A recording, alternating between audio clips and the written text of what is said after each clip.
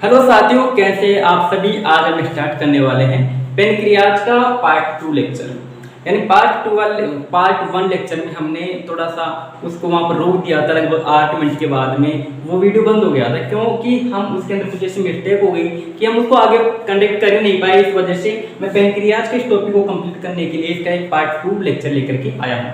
तो आज हम स्टार्ट करेंगे जहां पर मैंने छोड़ा था, और मुझे लगभग याद है कि मैंने यहाँ तक आपको बता दिया था, और मैं यहाँ पर इसके स्पिंटर के बारे में बता रहा था। तो वहीं से स्टार्ट करते हैं। मैंने आपको ये बताया था कि यहाँ पर जो हिपेटोपेनक्रियाटिक डक्ट है, हिपेटोपेनक्रियाटिक डक्ट इन दोनों के मिलने से होती है। दोनों कौन, यानी पेनक्रियाटिक डक्ट के मिलने से होती है और कॉमन बाइल डक्ट के मिलने से हिपेटोपेनक्रियाटिक डक्ट का निर्माण होता है। हिपेटो वर्ड यूज क्यों किया? क्योंकि लीवर के लिए यूज होता है, और ये जो डक्ट आ रही थी वो कहां से आ रही थी? लीवर से आ रही थी। इस वजह से मैंने इसका नाम क्या यूज किया यहाँ पर, इसलिए मैंने नाम किया, ये नाम यूज किया मैंने हिपेटो। हिपेटो नाम क्यों यूज किया ये आपको समझ में आना चाहिए। तो आगे मैं बात कर रहा था स्पिंटर के बारे में कि कॉमन हिपेटोपेनक्रियाटिक डक्ट होती है, उसके अंदर भी क्या पाया जाता है? स्पिंटर पाया जाता है। लेकिन स्पिंटर पाया जाता है तो मैं ये कहता हूं कि स्पिंटर क्यों पाया जाता है? जिस प्रकार से मैंने यहाँ पर आपको बताया होगा उसी प्रकार से यहाँ पर भी ऐसा ही है कि देखिए स्पिंटर इसलिए पाया जाता है कि हमें क्या करना होता है, जो यहाँ पर पेनक्रियाटिक जूस आता है उस पेनक्रियाटिक जूस का यूज करना है। हमें यूज किस प्रकार से करेंगे? इसके अंदर जो भोजन आएगा ये क्या है? ड्यूडेनम है, स्मॉल इंटेस्टाइन। स्मॉल इंटेस्टाइन का पार्ट होता है ड्यूडेनम। इस ड्यूडेनम में जब भोजन प्रवेश करता है तो इस स्पिंक्टर को हार्मोन के माध्यम से सिग्नल जाता है। किसके माध्यम से जाता है? हार्मोन के माध्यम से सिग्नल जाता है। उसको पता चल जाता है कि अब क्या करना है, मुझे पेनक्रियाटिक जूस रिलीज करना है। तो ये पेनक्रियाटिक जूस को आने के लिए मार्ग प्रदान कर देता है, और यहाँ से पेनक्रियाटिक जूस ड्यूडेनम में प्रवेश कर जाता है और भोजन का डाइजेशन स्टार्ट हो जाता है। ये प्रोसेस होती थी, लेकिन स्पिंक्टर का नाम मैंने आपको बताया नहीं था। तो इसका नाम होता है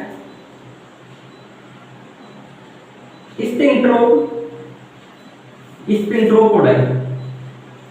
ये नाम शायद आपने सुना होगा, स्पिंट्रोपोडाई। ये एक मोस्ट इंपोर्टेंट नाम साबित हो सकता है आपके लिए इस वजह से, क्योंकि ये नाम काफी बार रिपीट होता है।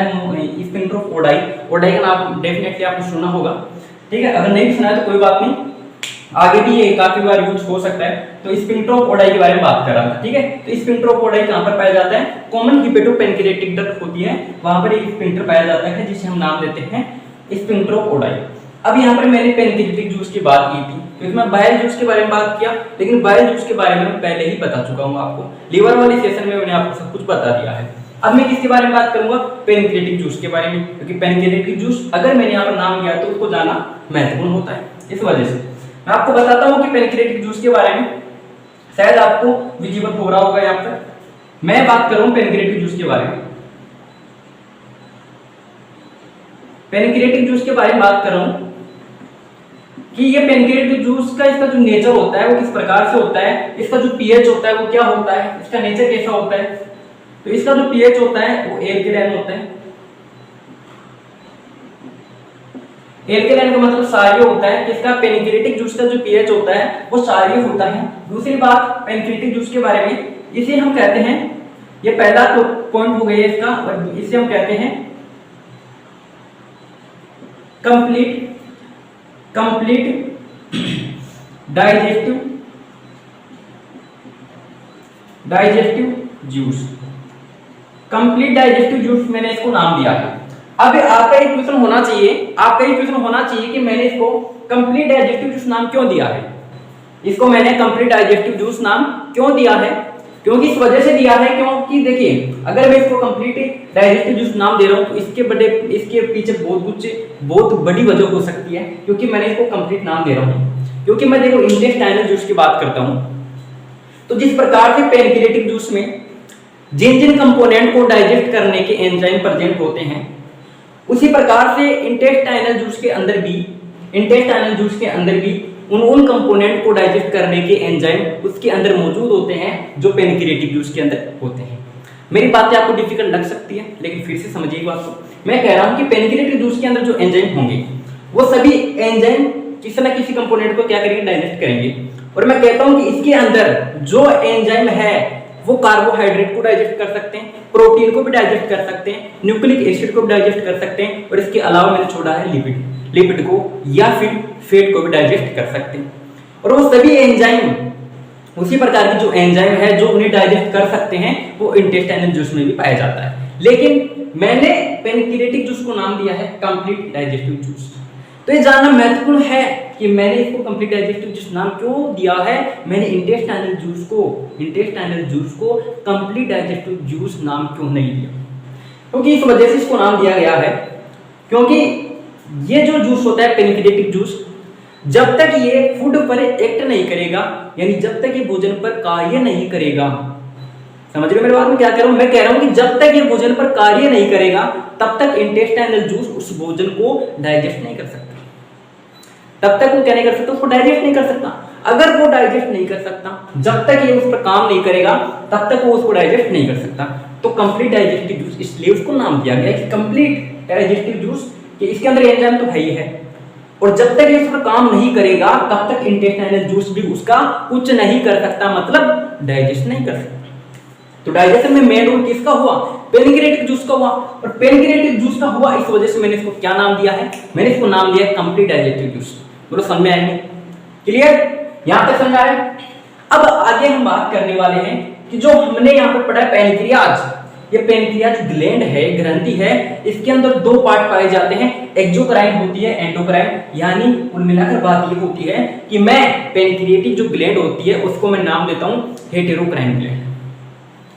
एकमात्र ऐसी ग्लैंड होती है जिसको मैं नाम दे रहा हूं हेटेरोक्राइन ग्लैंड, हेटेरोक्राइन ग्लैंड नाम दे रहा हूं। हेटेरोक्राइन नाम क्यों दे रहा हूं मैं इसको, क्योंकि मैं अगर और भी ग्लैंड पढ़ा है मैंने तो मैं उनके बारे में क्या पढ़ता हूँ, मैं पढ़ता हूँ कि ये एंडोक्राइन ग्लैंड है, एक्सोक्राइन ग्लैंड है, लेकिन मैंने इसको क्या नाम दिया है, मैंने इसको नाम दिया हेटेरोक्राइन ग्लैंड। वो नाम क्यों दिया है, इसके पीछे भी जो रीजन है वो आप उसके मैं बता देता हूँ आपको।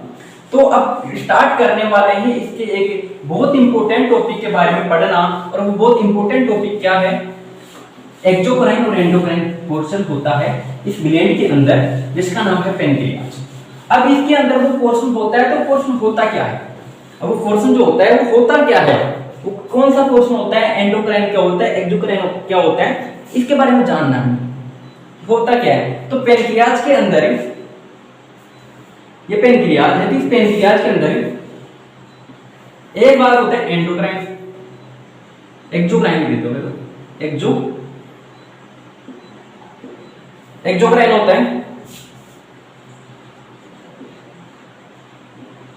एक होता है एंडोक्राइन। अब यहां पर एक्सोक्राइन भी पाया जा रहा है, एंडोक्राइन भी पाया जा रहा है, दोनों पाए जा रहे हैं। इस वजह से इसको क्या नाम दिया मैंने, इस वजह से मैंने इसको नाम दिया है हेटेरोक्राइन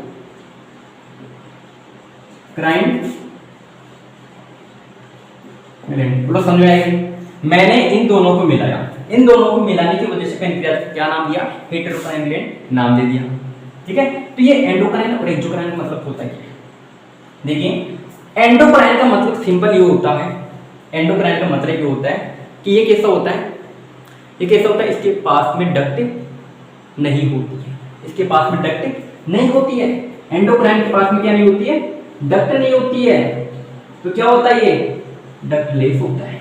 इसके पास में डक्ट नहीं होती है तो डक्टलेस होता है, और इसके पास में क्या होती है, डक्ट होती है, क्लियर है। इसके पास में डक्ट नहीं होती, डक्टलेस होता है, इसी वजह से एंडोक्राइन को क्या नाम दिया है, एंडोक्राइन नाम दिया है इसको, और इसके पास में डक्ट होती है इस वजह से इसको एक्सोक्राइन नाम दिया, क्लियर है। यहां तक आगे बात करते हैं। एक्सोक्राइन पोर्शन है, डक्ट है इसके पास में, डक्ट है तो एक्सोक्राइन पोर्शन जो होता है उसको मैंने स्पेशली नाम दिया है। इसके अंदर जो एक्सोक्राइन पोर्शन है, क्योंकि एक्सोक्राइन और एंडोक्राइन तो किसको नाम देते हैं, एक ग्लैंड को नाम देते हैं, लेकिन इसके अंदर जो पोर्शन है एक्सोक्राइन वाला उसको क्या नाम दिया गया है वो जानना हमारे लिए महत्वपूर्ण है, और वो नाम आपको सुना हुआ हो सकता है, सेल्स ऑफ एसिनाइन, सेल्स ऑफ एसिनाइन। अब ये सेल्स ऑफ एसिनाइन क्या करेगी, सेल्स ऑफ एसिनाइन क्या करेगी, अगर आपको समझ में नहीं आ रहा है कि सेल्स ऑफ एसिनाइन क्या करेगी, तो एक बात बताता हूं मैं आपको। देखिए जो पेनक्रियाज होता है इसके अंदर इनका पार्ट जो होता है बटा हुआ रहता है, फिर एक्सोक्राइन का पार्ट इतना होगा, एंडोक्राइन का पार्ट इतना होगा। तो मैं पूछना चाहता हूँ कि एक्सोक्राइन का पार्ट कितना होता है पेनक्रियाज के अंदर और एंडोक्राइन का पार्ट कितना होता है। मैं पूछना चाहता हूँ कि एक्सोक्राइन कितना होता है, कितना परसेंट होता है, और एंडोक्राइन कितना परसेंट होता है। अगर आप बोल पा रहे हो, क्योंकि लाइव सेशन तो है नहीं, तो अगर बोल पा रहे हो तो बहुत अच्छी बात है। एक्सोक्राइन का जो पार्ट होता है कितना होता है, 99%। 99% होता है एक्सोक्राइन पेनक्रियाज के अंदर। हेटेरोक्राइन ग्लैंड बिल्कुल जरूर है ये, लेकिन इसके अंदर एक्सोक्राइन पार्ट कितना होता है, 99% होता है। और एंडोक्राइन पार्ट कितना होता है, एंडोक्राइन पार्ट कितना होता है, ओनली 1%। लेकिन जो 1% है उसका भी बहुत बड़ा योगदान है, बहुत बड़ा महत्व है। इस 1% को भी हम नजरअंदाज नहीं कर सकते। क्लियर है, क्लियर है। तो मैं बात कर रहा था कि सेल्स ऑफ पेशियां क्या करती है, सेल्स ऑफ पेशियां क्या करती है, क्या चाहिए हमें, इनसे क्या चाहिए हमें। तो मैंने थोड़ी देर पहले आपको बताया कि क्या चाहिए हो, क्या चाहिए हो मुझे इसके अंदर सीख चाहिए हो कि इसके अंदर मुझे क्या चाहिए, मुझे चाहिए इसके अंदर पेनिक्रियाटिक जूस। क्या चाहिए, बोलो समझ आएगी, बोलो समझ आएगी। पेनिक्रियाटिक जूस चाहिए, क्योंकि सेल्स ऑफ पेशियां बनाएगी पेनिक्रियाटिक जूस, क्योंकि मुझे चाहिए एक्सोक्राइन पार्ट 99% है, क्योंकि पेनिक्रियाटिक जूस क्या करेगा, डाइजेस्ट करने का काम करेगा। तो भाई ज्यादा मात्रा चाहिए ना इसकी, ज्यादा मात्रा चाहिए, इस वजह से एक्सोक्राइन पार्ट ज्यादा होता है, ज्यादा होता है। दूसरी बात किधर कर रहा हूं मैं, एंडोक्राइन की बात कर रहा हूं। तो एंडोक्राइन को क्या नाम देता हूं, इसको नाम देता हूं आइसोलेट्स, आइसोलेट्स ऑफ, यहां से यहां पर लिखता हूं लैंगरहैंस, आइसोलेट ऑफ लैंगरहैंस नाम दिया एंडोक्राइन वाले पोर्शन को मैंने। तो ये क्या करेगा, जिस प्रकार से मैंने कहा कि यहां पर तो बन गया पेनिक्रियाटिक जूस, लेकिन मैंने यहां पर क्या बताया, कोई सोच पा रहा है कि यहाँ पर क्या बनने वाला है, यहाँ पर क्या बनने वाला है, यहाँ पर क्या होने वाला है, बताइए क्या होने वाला है। यहाँ पर होने वाला है अल्फा सेल, बीटा सेल, सुना हुआ है, अल्फा सेल, बीटा सेल, और होती है एक डेल्टा सेल, एक होती है पीपी सेल। क्लियर है। यहाँ पर ये अलग अलग प्रकार की सेल्स पाई जाती है, सेल्स पाई जाती है अलग अलग प्रकार की, आइसोलेट्स ऑफ लैंगरहैंस। पर आपने ये तो बताया कि अगर पेनिक्रियाटिक जूस बन रहा है, हमें समझ में आ रहा है कि यहाँ पर डाइजेशन का काम होगा, लेकिन ये क्या काम कर रहे हैं, ये अल्फा सेल क्या है, बीटा सेल क्या है, ये सिर्फ सेल्स के नाम पे। तो ये सेल्स के नाम पे तो कर क्या रहे हैं यहाँ पर, क्या ये भी किसी प्रकार का जूस बनाएंगे, बिल्कुल नहीं बनाएंगे। तो क्या बनाएंगे फिर, ये बनाएंगे हार्मोन्स। क्या बनाएंगे, हार्मोन्स। क्योंकि देखिए यहाँ तक आपकी डिटेल है, यहाँ तक पढ़ना है हमें, नीट का लेवल क्या है, यहाँ तक पढ़ना है हमें इसके बारे में। हमें इसके बारे में डिटेल में जाना नहीं है कि अल्फा सेल क्या बना रही है, बीटा सेल क्या बना रही है, क्या काम करेगा, क्या काम नहीं करेगा। वैसे मेनली आपको बताता हूँ, देखो अल्फा सेल क्या करती है, ग्लूकागोन नाम सुना है, ग्लूकागोन उसका निर्माण करती है, ग्लूकागोन उसको क्या करेगी, निर्माण करती है। और बीटा सेल क्या करती है, इंसुलिन, इंसुलिन हार्मोन होता है, उसको उसका निर्माण करती है बीटा सेल।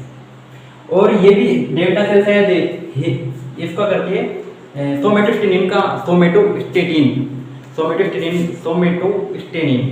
सॉरी नाम नहीं यार, मैं रिपीट नहीं कर पा रहा उस नाम को, रिपीट नहीं कर पा रहा नाम, सोमेटोस्टेटिन को ये क्या करती है, रिलीज करती है, बनाती है, लेकिन वो सब आपका काम का बिल्कुल भी नहीं है। अगर किसको ये लगे कि हमारे काम का है, हमें उसमें क्वेश्चन आ सकता है, तो एनसीईआरटी एक बार चेक करोगे आप, तो आपको ये नाम नहीं मिलेंगे, हार्मोन वाले चैप्टर में जरूर मिलेंगे, उसको हम डिटेल में देखने वाले हैं। लेकिन यहाँ तक हम इसके बारे में यहाँ तक ही पढ़ने वाले हैं, ठीक है। तो हमने एक आएंगे आइसोलेट्स ऑफ लैंगरहैंस जो है, उसके अंदर अलग अलग प्रकार की कोशिकाएं पाई जा रही है, जैसे अल्फा सेल का, बीटा सेल का, डेल्टा सेल का और पीपी सेल्स का। बस इस सेल्स के नाम याद करें। क्लियर है, यहाँ तक क्लियर है।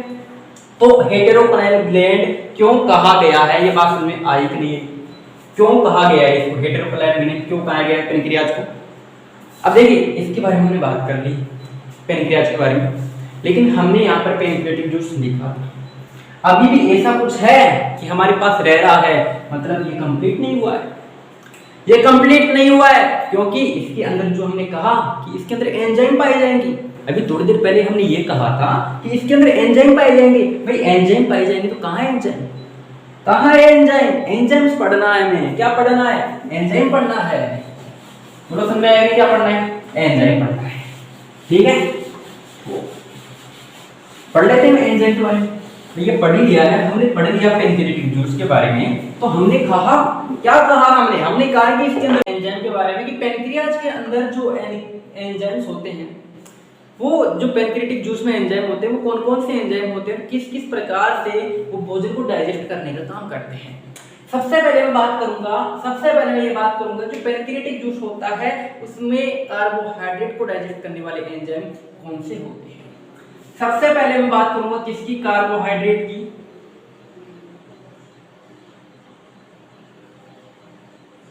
सबसे पहले मैं बात कर रहा हूं कार्बोहाइड्रेट की कि कार्बोहाइड्रेट को डाइजेस्ट करने वाले एंजाइम पेनक्रियाटिक जूस में कौन से होते हैं। जिस प्रकार से हमने सेल्यूलोज अमाइलेज पढ़ा था, उसी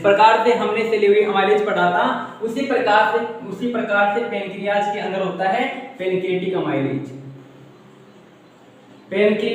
अमाइलेज होता है, जो क्या करता है? पेनक्रियाटिक अमाइलेज क्या करेगा? ये कार्बोहाइड्रेट को डाइजेस्ट करने का काम करता था। हमने ये देखा था कि माउथ के अंदर डाइजेशन होता था कार्बोहाइड्रेट का, और सेकंड बार कहां पर हो रहा है? कार्बोहाइड्रेट का डाइजेशन हो रहा है पेनक्रियाज के अंदर, और पेनक्रियाटिक जूस में पाए जाने वाले एंजाइम पेनक्रियाटिक अमाइलेज उसको डाइजेस्ट करने में महत्वपूर्ण भूमिका निभा रहा है। तो यहाँ पर जो कार्बोहाइड्रेट का डाइजेशन होता था माउथ के अंदर सेल्यूलोज अमाइलेज की सहायता से, तो वहां पर जो उसका डाइजेशन होता था वो बहुत कम होता था, और जो बचा हुआ कार्बोहाइड्रेट है उसका डाइजेशन कहां पर होता है? पेनक्रियाज में होता है। और उस एंजाइम का नाम कौन सा है जो कार्बोहाइड्रेट को डाइजेस्ट करता है? उसका नाम है पेनक्रियाटिक अमाइलेज। दूसरी बात करता हूं मैं प्रोटीन की। प्रोटीन की बात करता हूं तो प्रोटीन को डाइजेस्ट कौन करेगा? तो प्रोटीन को डाइजेस्ट कौन करेगा पेनक्रियाटिक जूस में? ट्रिप्सिनोजन,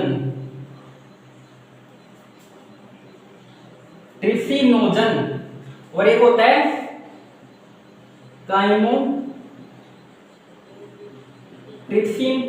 काइमोट्रिप्सिन होता है, और एक होता है प्रोकार्बोक्सीपेप्टाइडेज। तो ट्रिप्सिनोजन, काइमोट्रिप्सिनोजन और प्रोकार्बोक्सीपेप्टाइडेज तीन एंजाइम होते हैं पेनक्रियाटिक जूस में जो भोजन को डाइजेस्ट करेंगे। भोजन को मतलब उसमें प्रोटीन को डाइजेस्ट करेंगे। तो प्रोटीन को डाइजेस्ट करने के बाद हम बात करते हैं लिपिड या फैट की। लिपिड या फैट को डाइजेस्ट करने वाले एंजाइम कौन कौन से होते हैं? सिंपली यहाँ पर समझाने लायक कुछ ऐसा है नहीं। सिंपली हमें क्या याद करना है? हमें ये याद करना है कि प्रोटीन को डाइजेस्ट करने वाले ये एंजाइम होते हैं। इनका नाम याद करना हमारे लिए महत्वपूर्ण है, इसलिए यहाँ पर समझाने का कुछ है नहीं। तो लिपिड की बात कर रहा हूं मैं, तो लिपिड को डाइजेस्ट कौन करता है?